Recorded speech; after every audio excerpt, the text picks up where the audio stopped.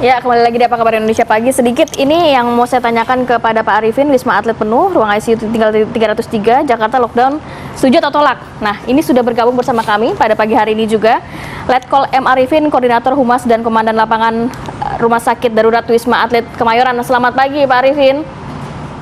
Ya, selamat pagi. Nah, ini yang tiap hari lagi sibuk banget kayaknya lagi ya. Sibuk banget, lagi capek banget. Kemarin kita sempat melihat video di Rumah Sakit Darurat Wisma Atlet Kemayoran yang penuh banget, Pak. Itu kondisinya saat ini, pagi ini juga seperti itu nggak? Iya, ya semalam. Ya, sebenarnya seperti itu. Penambahan Hampir pasien berapa, mirip-mirip. Pak? Ya, Per harinya penambahan pasien? pasien 590 ya, hampir 600 kemarin tuh kan. Itu sudah saya rem-rem itu. Kalau nggak saya rem-rem dari puskesmas ngirim semua ya bisa 600, 700 bisa. Di rem-rem itu gimana maksudnya Pak Arifin? Ya di rem-rem itu kan kalau semua kan mau ngirim kan nelpon dulu call center, Ya. kita kendalikan berapa. Kalau ada yang ngirim mau 20 ya kirim dulu 10, ada yang ngirim 36 kirim dulu 18 atau 15. Bahkan saat ini mungkin banyak masyarakat yang datang mandiri sana ya Pak ya? Tidak melalui telepon dari puskesmas ataupun klinik ya? Ada beberapa yang urgent saja, tapi tetap SOP-nya tetap banyak yang lewat puskesmas kan pakai bis, makanya banyak sekali kan. Iya. Ini check-in persiapan untuk ini nih, mau ada Asian Games gitu, jadi semua kesini kan. Olahraga. Nah, Wisma Atlet ya Pak ya. Nah Pak, sampai pagi ini total pasien yang dirawat di Wisma Atlet berapa Pak? 5.730. Ini sudah lebih dari waktu libur Natal dan Tahun Baru. Ini juga jauh melampaui waktu libur Natal dan Tahun Baru. Dan ini sangat mengkhawatirkan lah. Artinya harus benar-benar hulunya harus dikendalikan benar-benar. Ini persentase hunian kita sudah hampir 78%. Jadi sudah ditingkatkan bednya ya. Bed ketiga sudah dipakai semua, bed ketiga, bed aktif diaktifkan. Jadi kemarin yang sebelum bed ketiga itu kan cuma 5.994. Kalau bed yang ketiga ini tidak diupayakan diaktifkan kan berarti sudah penuh, sudah 90. Termasuk sudah dibuka tower baru itu ya Pak ya? Dan nanti tower 8 mulai malam tadi sudah pukul 22 sudah mulai dibuka, namun kan pasien kan rata-rata masih siang sore ininya dikirimnya. Dan nanti mulai pagi nanti akan kita pecah konsentrasinya dari puskesmas yang mengirim pasien tanpa gejala semua akan saya alihkan ke tower 8 mulai pagi nanti. Dari 5.000 sekian tadi pasien, semuanya warga DKI Pak? Atau mungkin ada kiriman juga dari beberapa wilayah sekitar DKI? Ya, mayoritas DKI, mayoritas semua puskesmas DKI yang kirimkan mayoritas DKI. Nah, kalau dari data nih Pak, mungkin juga kan ngobrol dengan beberapa pasien di sana. Peningkatan kasus ini banyak kan dari klaster apa Pak? Ya banyak kan memang diawali memang efek libur lebaran itu kan ini prosesnya. Jadi kami kan monitor dari puskesmas yang ngirim mana-mana saja yang klaster-klaster. Yang klaster dari lebaran itu kan kunjung mengunjung itu yang intinya kan itu. Jadi berawal tentunya dari keluarga ke keluarga, kampung ke kampung. Itu yang terjadi beberapa kelurahan di DKI Raya kan. Ciracas masih sampai sekarang masih banyak yang terjadi. Habis pada libur lebaran ya Pak ya? Ya intinya kunjung mengunjung, terus ya makan-makan gitu, prokes tidak dilaksanakan dengan benar, menular di situ. Bahkan ada yang saya wawancarai di kampung Cilangkap itu kan ratusan yang masuk ke sini kan Pak RT-nya, istrinya Pak RW juga masuk juga ke sini. Saya wawancarai sebagian memang mereka waktu lebaran ya setelah lebaran kunjung mengunjung ya makan bersama gitu, artinya mengunjungi seperti tidak pandemi mungkin kan. Jadi pemahaman saya juga kadang-kadang bingung juga kalau pemahamannya kurang, tiap hari edukasi kan sudah cukup sebenarnya. Penularannya bagaimana kan intinya protokol kesehatan itu harus dilaksanakan. Intinya kan karena kuncinya itu kan ini virus dibawa manusia ke manusia yang lain gitu loh.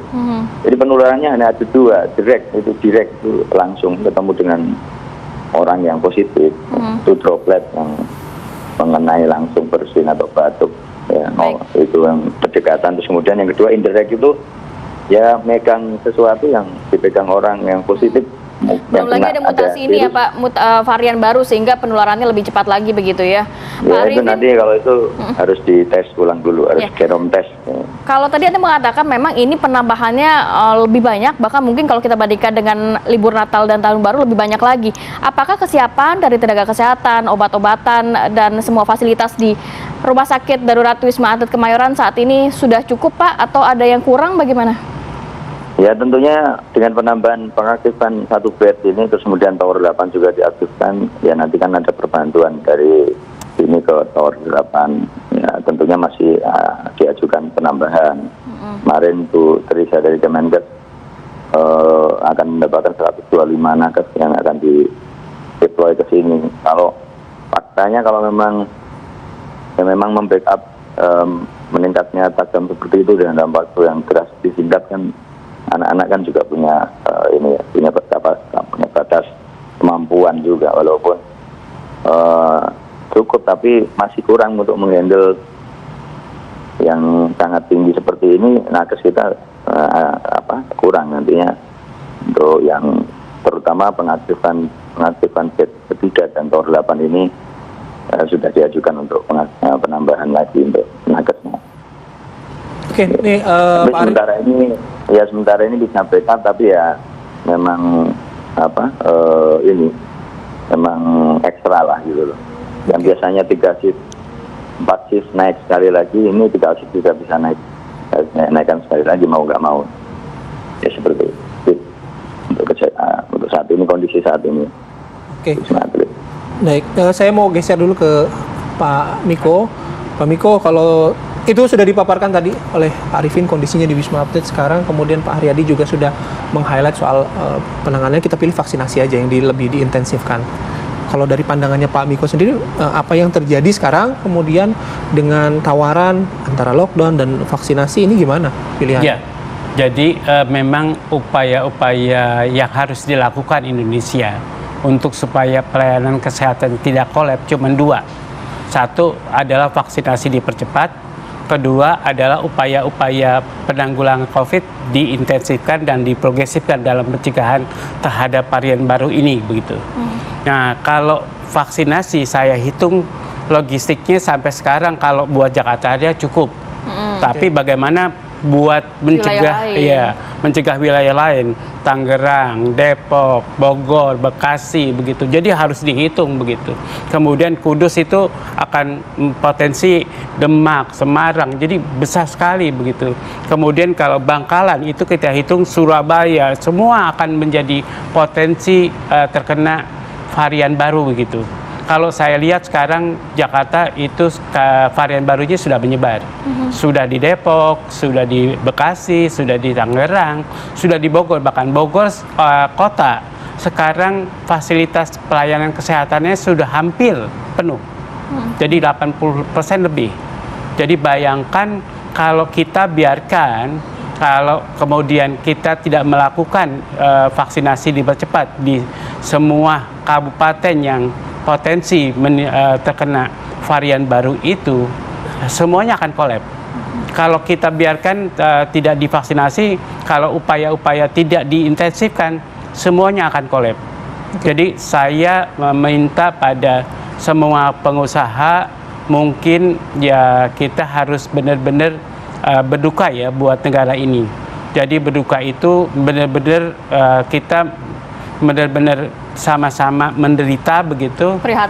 Prihatin dulu sekarang sebulan atau 2 bulan daripada kita menunggu vaksinasi yang sebenarnya secara logistik nggak cukup. Oke, ada opsi itu yang tadi sampaikan oleh Pak Miko. Nanti kita akan meminta ya tanggapan dari Pak Haryadi, tapi kami jeda terlebih dahulu. Kami akan kembali sesaat lagi.